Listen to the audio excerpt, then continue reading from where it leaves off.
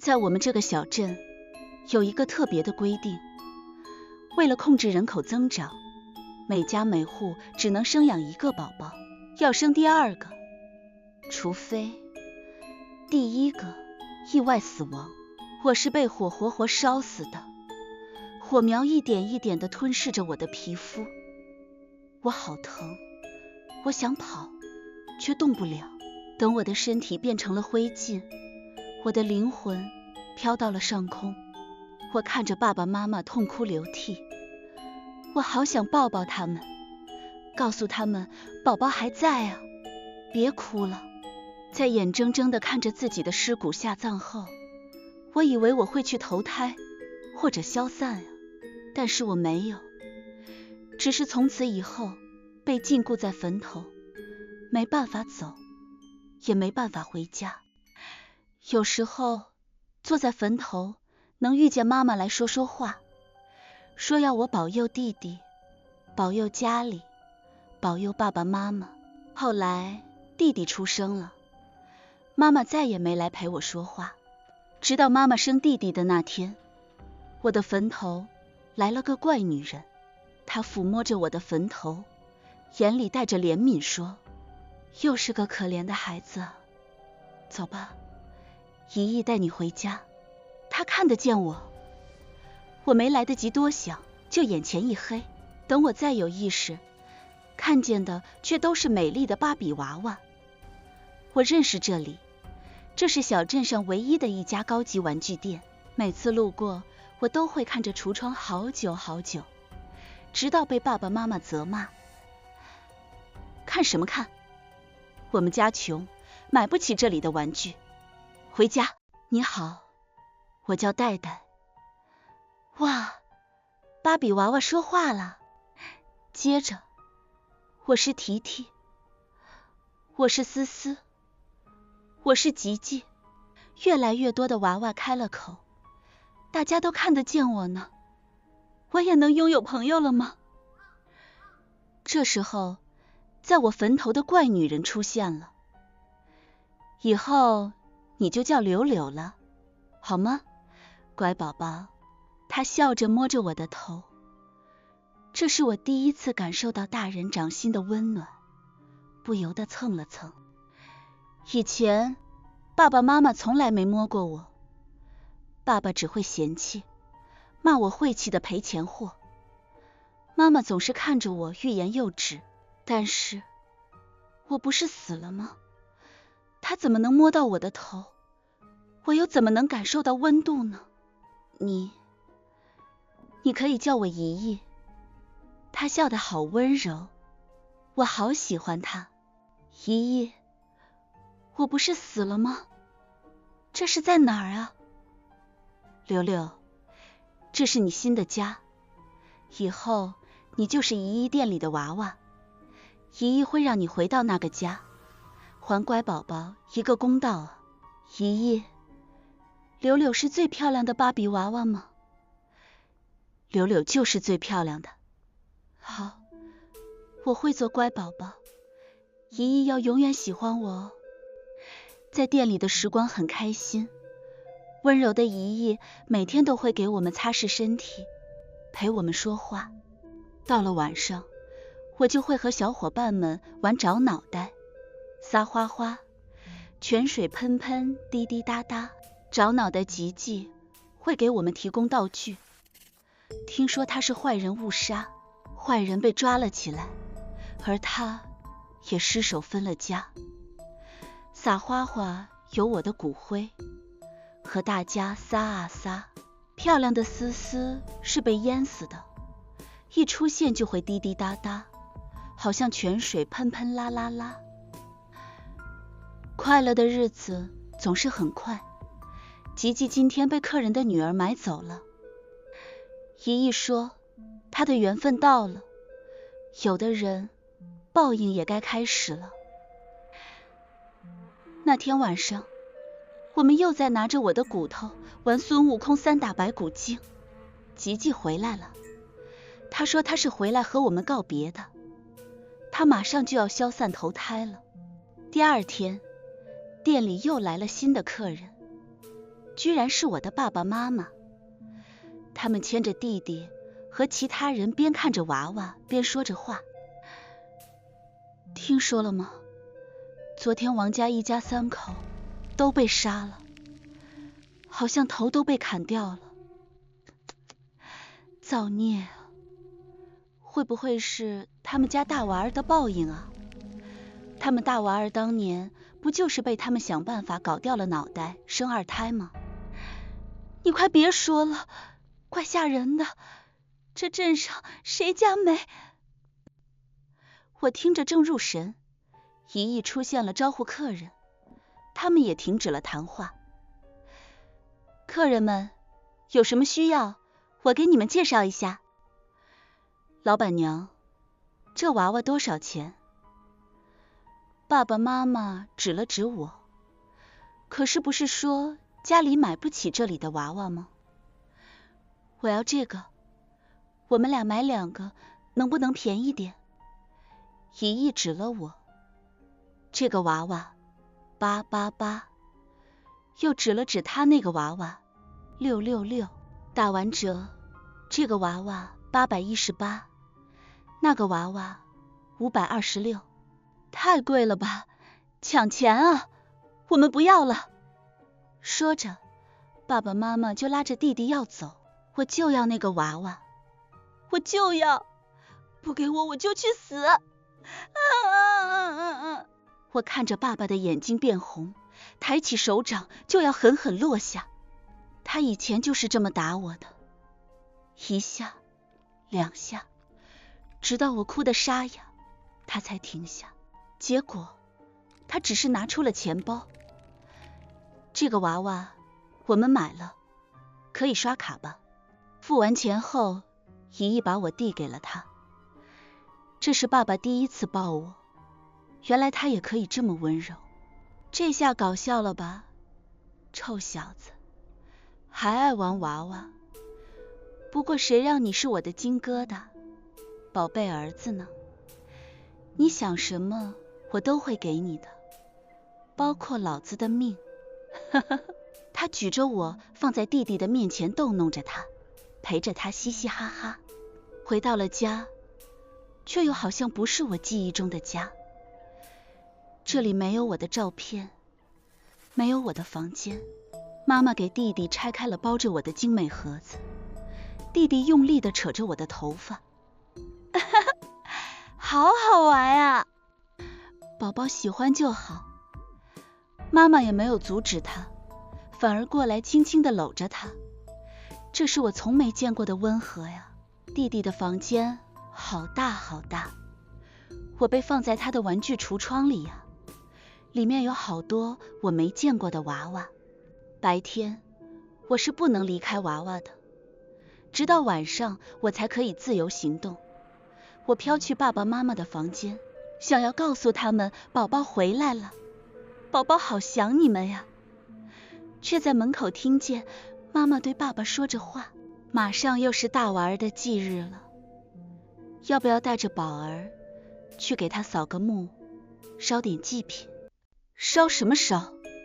忌日不要钱，还要带我宝贝儿子去，也不怕晦气。你现在装什么慈母？当初我只是想把他毒死，好歹父女一场，给他留个全尸。说着，爸爸白了妈妈一眼。可是你亲自点的火，老子现在想起来那夜他嚎的声音，还起鸡皮疙瘩。这不是最近几年杀大娃娃的几家都出事了吗？我知道你想要个儿子，肚子里揣上了宝儿，不把它烧干净了，你不怕啊？你不怕我还怕呢。啊！我居然是被自己亲爸妈烧死的吗？成为魂魄后，我本来已经没了感觉，却在今天突然感觉好像那夜的火又在我的身上烧着了，好痛好痛。柳柳，回来回来！迷迷糊糊中，我听到了一役的声音，跟着他我又回到了玩具店，店里还有思思、思思红着眼睛，不停地呕吐着身体里的水，喊着好痛好痛呀！姨姨，六六好痛，六六不想再回那个家。我扑在姨姨的怀中，我想扑，但是被烧成灰的人没有眼泪。姨姨，思思想报仇，思思要他们全部都死在池塘下。宝宝们乖，姨姨会还你们一个公道，让宝宝们都能投胎到新的家。我听姨姨的话，我是乖宝宝，所以我重新回了家，变成了娃娃。妈，妈，妈，这娃娃好丑啊，我不要它了，我要奥特曼。弟弟嘶吼着，疯狂地把我打砸着。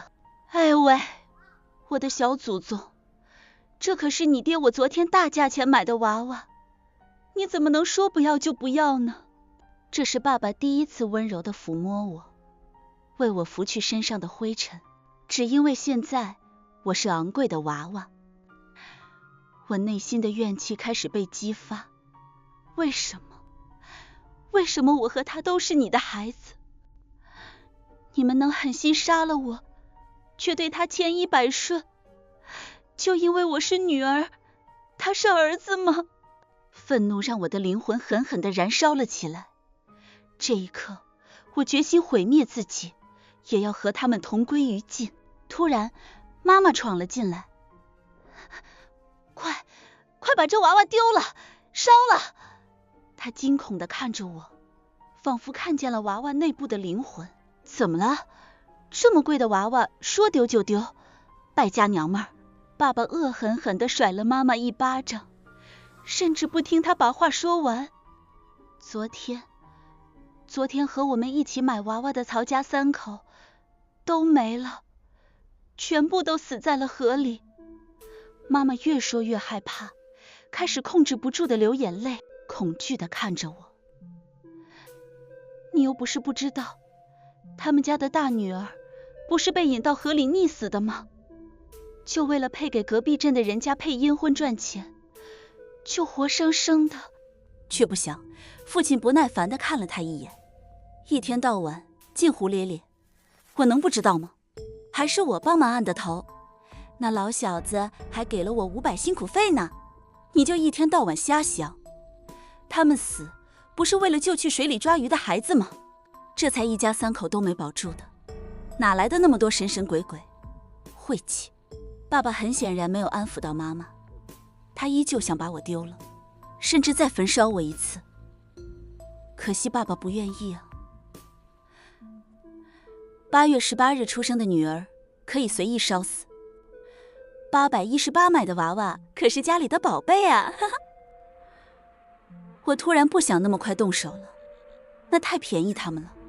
我要他们像我活着的时候一样，每天都害怕着挨打，努力讨好着，却依然躲不过被焚烧、被放弃的命运。我亲爱的妈妈、爸爸、弟弟，你们都准备好了吗？游戏已经开场，我不喊停，谁都别想结束。晚上，经过姨姨的同意，我带着玩具店里所有的小伙伴们飘回了家。弟弟白天说想要奥特曼，那就让附身在奥特曼娃娃上的珍珍满足他。我们一左一右的把他的胳膊大腿往外拉，一直听到骨头咔啦咔啦才停下。他疼得醒了过来，哭得哇啦啦。嘿嘿，这可比撒骨灰和长脑袋有趣多了。哭了一会儿，妈妈就循着声音过来，想要安抚他。我们早就准备好了厨房的油，倒在门口等着他。紧接着就是哎呀哎呀，妈妈摔倒晕过去了。爸爸听到了声音，也骂骂咧咧地走了出来。这次我显出身影，把他引到厨房，让思思把他按到了水缸里，1下2下，就像你当初按着思思那样不停下。我们玩得好开心啊，可惜很快就天亮了。好心的邻居听见了哇哇大哭的弟弟声音来敲门，长时间无人应答，狠狠地撞开了我家门。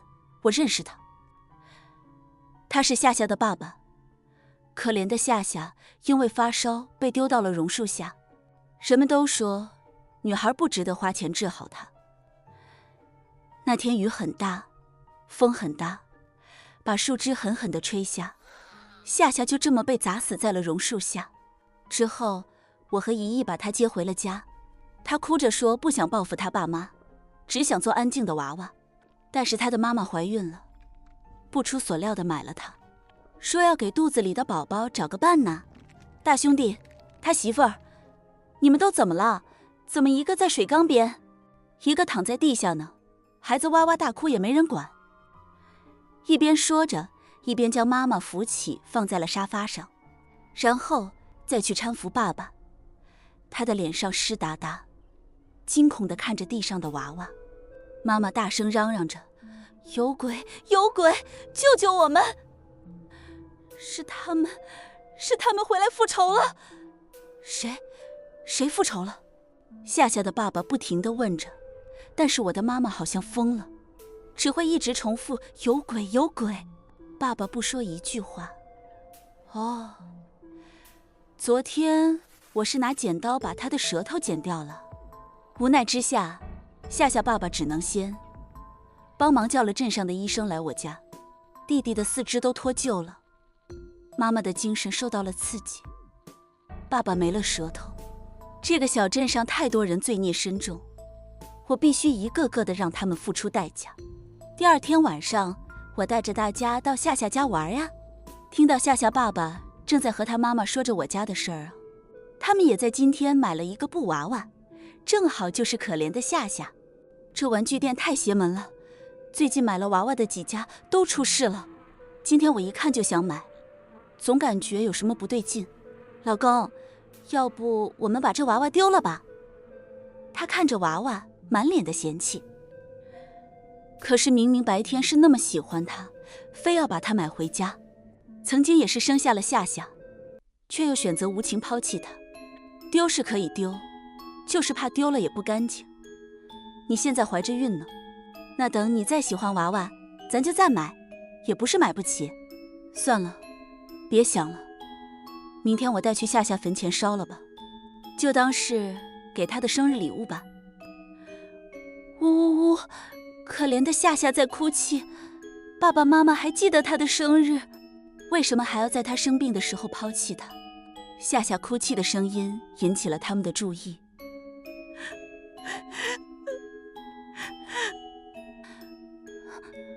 老公，你有没有听到什么声音？好像是夏夏在哭。老公，我好怕。夏夏的妈妈搂紧了身旁的她。不怕不怕，她已经死了。我们亲手从榕树下面捡回来下葬的，你忘了吗？咱们也不算造孽了，比起他们的水淹火烧，咱们让她自生自灭已经很好了。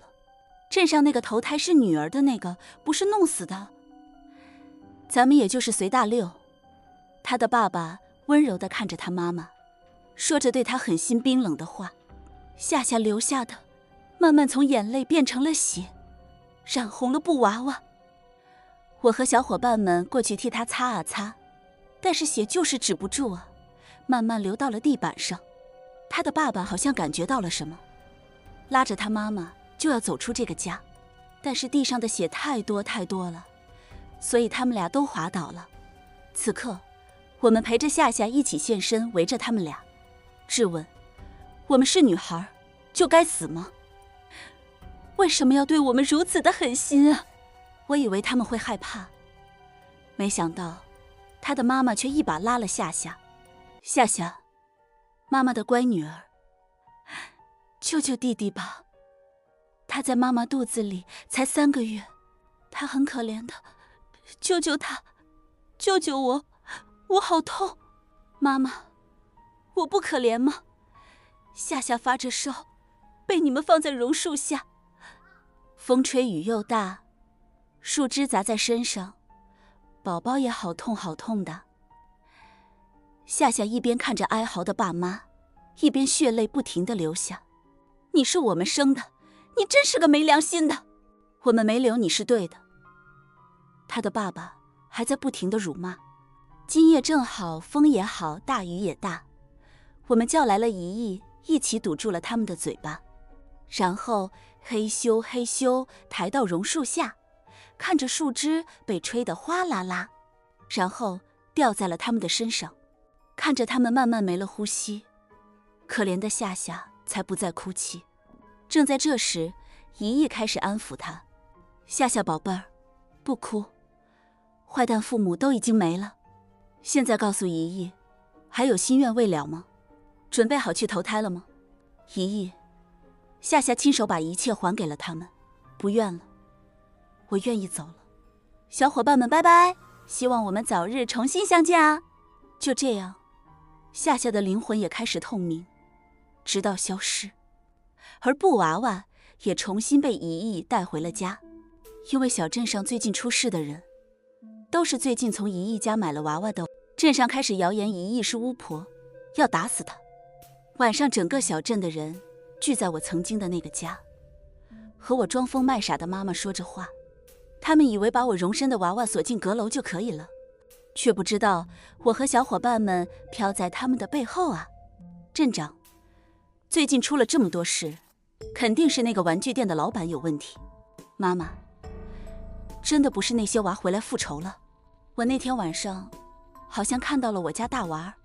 镇长，我们杀的都是小丫头片子，能有什么情况？丫头死就死了呗，跟那几家结个姻亲，还能给弟弟们留给彩礼，不香吗？提提妈妈，对啊对啊，带带爸爸，大家都杀，有什么了不起的？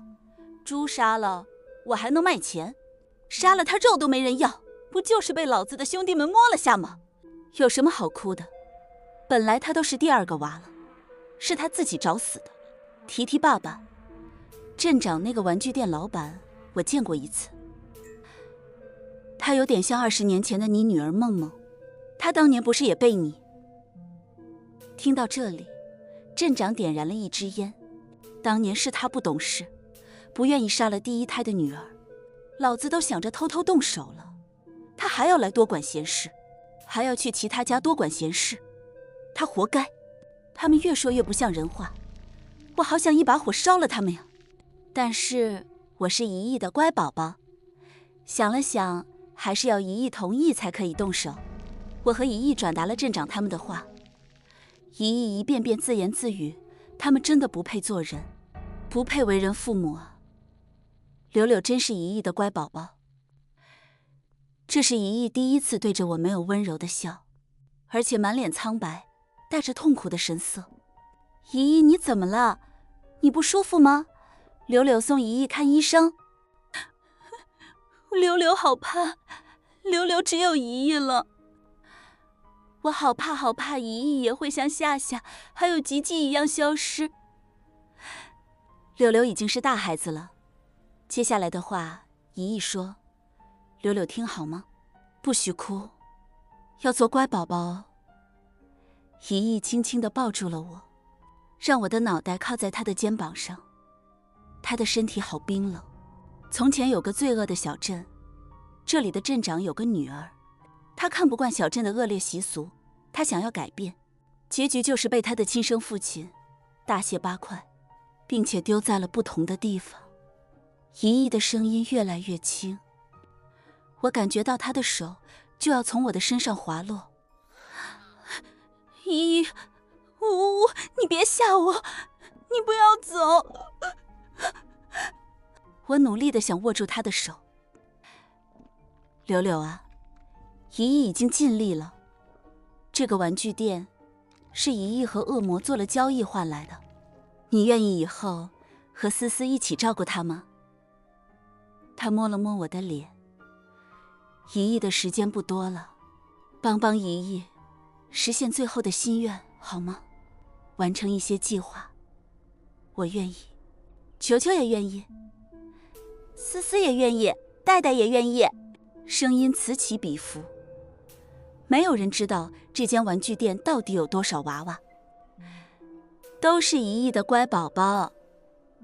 姨姨把我们都搂在了一起，开始轻轻哼唱着教我们哼童谣。村口大树下，脑袋排排渣，河流血红色。村民湿哒哒，扒皮又火烧，原来是你呀！啦啦啦啦啦，我们手牵手送恶魔回家。啦啦啦啦啦，就在童谣唱到一半，玩具店的门口突然发出了窸窸窣窣的声音。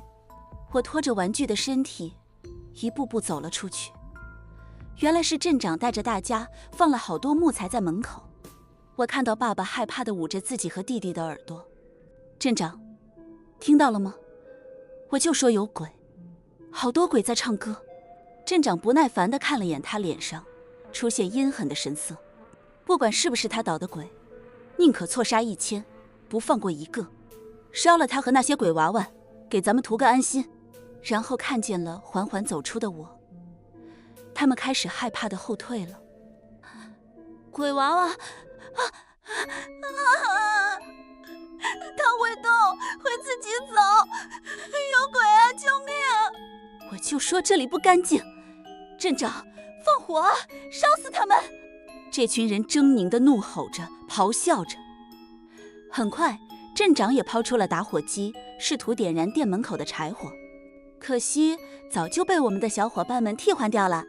我笑了笑，布娃娃的嘴就动了动。妈妈，你不认识我了吗？当初不是你说你要和爸爸出门干活，把我一个人锁在柴房？我好饿，好困，然后好大好大的火，我烧得成了灰啊！门是锁的，推不开啊！我好痛，好痛，好烫，好烫，你知道吗？说着，我就带着布娃娃的身体扑向了爸爸和妈妈。你不要过来啊！他挥舞着木棒将我狠狠打下。接着，爸爸眼疾手快地点燃了娃娃。哈哈，你们又烧了我一次，那可惜我死了再烧都没用了。我的灵魂跑出了娃娃，又扑向他。这次我要带他们一起被火焚烧。柳柳，你不是爸爸妈妈的乖宝宝吗？乖，别过来了，爸爸妈妈还有弟弟害怕。妈妈还试图劝我别再靠近了。乖宝宝，嘿嘿嘿，柳柳只是一亿的乖宝宝，你们都是坏人。此刻，他们边上的人都不敢再嘻嘻哈哈，整齐的后退3步，动作超认真的。爸爸妈妈，弟弟，我带你们回地狱的家。按照我和一亿的计划，在我扑过去的同时，思思就帮忙泼了汽油了。哎呀呀，大家都变得湿哒哒。球球，帮我丢个火把，让我的家人们烘干衣服吧。哇，猛烈的火焰开始了。好痛啊！救救我！你们感受到柳柳当时有多痛了吗？镇长终于反应了过来，要拿水扑灭它，越扑火越大，真好看呀！嘿嘿嘿，河里的不是水，那是带着汽油的血呀！笨蛋的他们一直没发现，今天的聚会少了一家，是作恶多端的球球家。球球的爸爸喜欢把针一根一根地往球球的身体里扎，球球痛得哭得啊啊啊，他的爸爸和他妈妈却觉得好好玩啊，直到他变得像个刺猬才放下。他们喜欢拔出来又刺进去，欣赏着血肉模糊的宝宝啊。终于，球球忍受不了，选择自杀。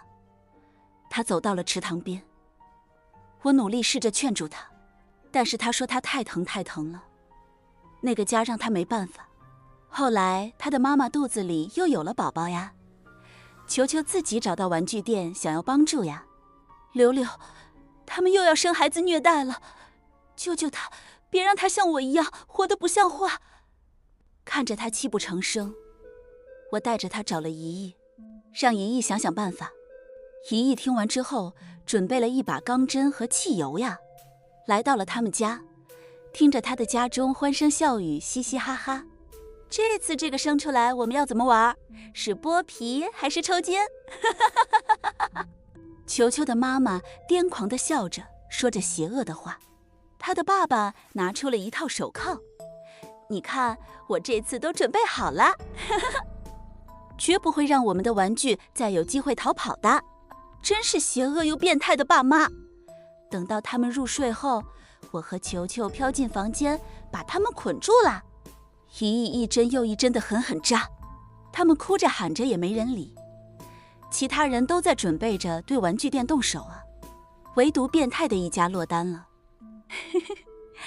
还不够，还不够呀！你们扎的球球血肉模糊，逼得他跳河自尽。你们也要去河里赎罪，洗干净这一生的脏污啊！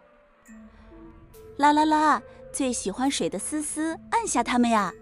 没气了，按照计划在小河倒入汽油，哗啦啦。姨姨说的对，这里的人，这里的事，都太脏了，不如彻底烧干净啊！带着汽油的水不停泼到了他们身上，火越来越大，他们也从啊啊啊啊变得开始没有声音了。最后只有地上的骨头和灰灰，风一吹，飞啊飞。镇长气得脸色红红的。梦梦，是你回来了吗？爸一直很想你啊，如果是你，你出来和爸爸相见好吗？咦，羞羞脸，一把年纪的老镇长还哭哭呢。姨姨这时候也带着小伙伴们出来了。爸爸，好久不见。哎，镇长居然是姨姨的爸爸，那个故事说的果然就是他自己吧？梦梦，爸爸当年真的不是故意的，你的死是个意外。爸爸怎么舍得杀你呢？镇长老泪纵横，不知道的还以为他是多么贴心的爸爸。姨姨看着他，冷笑着说：爸爸，我的好爸爸想据我为己有，我不同意就杀了我，杀了我女儿。姨姨的话显然震撼到了现场所有人，我看着大家的表情都变得古怪。镇长还装模作样地擦了擦，应该装不下去了吧？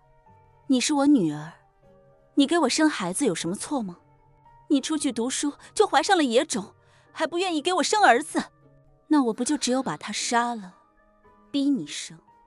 是你不识抬举。说着，他又开始哈哈大笑。我为了你，甚至给镇里定了规矩，每家每户都只能生一个，要生第二个，除非第一个意外死亡。结果你猜怎么着？家家户户生的第一个女儿都杀了。证明我没有错，真可怕，大人真可怕。这个时候戴戴也跑出来，飘到后方，用刀砍下他爸妈还有叔叔阿姨的头啊！一个一个的捡起，排在大树下。镇长更慌了，你们想要什么？你们说，我们活着的人尽量都满足你们。别动手了，别动手了，求求你们！啪啪啪，一群人通通都跪下，满足我们。我18岁生日的时候，我父母带着他们的好兄弟们对我做了什么？镇长您是不知道吗？戴戴手持弯刀，冷漠地看着他们。很显然他是知道的。其他人也咿咿呀呀地纷纷说着话。那现在你们有冤报冤，有仇报仇，我们都是无辜的，放了我们吧。对啊，我们可不是你们爸妈，没对你们做什么。我是无辜的，放我走吧。他们哭得好惨好惨啊。他们不会以为复仇的只有我们吧？随着玩具店的门被打开，越来越多的娃娃跑来跑去，嘻嘻哈哈。这里有多少人，里面就有多少娃娃。你们自己造的孽，自己可能都不记得了，但是老天爷是公平的，每一笔因果报应都得你们自己来受。随着姨姨的一声令下，大家都从娃娃里面跳出来了，奔跑着扑向自己的爸妈。惨叫声此起彼伏，唯有镇长还是镇定地站在那儿。姨姨走到他面前，慢慢地开始融化，随之而来的是镇长的身体也是一起融化。他开始越来越害怕，想跪地求饶，却发现腿全部都融化了。这是怎么回事？没什么，我只不过是拿我的灵魂换取了这个邪恶地方的重生吧。一意一边说着，一边四周开始燃起了熊熊烈火，在场的所有人很快被火焰吞噬。一意看着我，做着最后的交代。我发誓，这是我见过一意最灿烂的笑容。柳柳，一意的乖宝宝玩具店就交给你了，一意会带走他们所有人。你会照顾好其他宝宝们的，对吗？好。柳柳答应一意。看着慢慢消失的一意，我居然感觉脸上湿哒哒。可是早就已经烧干净的我，不会哭呀。我抬头看天，居然是天空开始下雨了。雨水冲刷掉了那些变成灰的人们，给这片大地带来了新的生机。后来的我才知道，为了帮我们投胎，一意摆渡人也不做了，选择了和小镇上的这群人们同归于尽，消解所有宝宝的怨气。只是怨气消失了，还是有太多的伙伴们因为在人间太久，再也没办法投胎了。想起我们答应过一意会接管玩具店和照顾好其他伙伴，我和思思决定接管玩具店，和恶魔重新签订了契约，成为了新的灵魂摆渡人。我们会带着玩具店继续走遍世界的每一个角落，收集恶魔灵魂。但是恶魔也要帮小镇上的除了我和思思之外的所有枉死的宝宝们投胎到好人家。地狱空荡荡，恶魔在人间。一意，你放心，我和思思会继续加油的，把人世间的恶魔都送回地狱啊。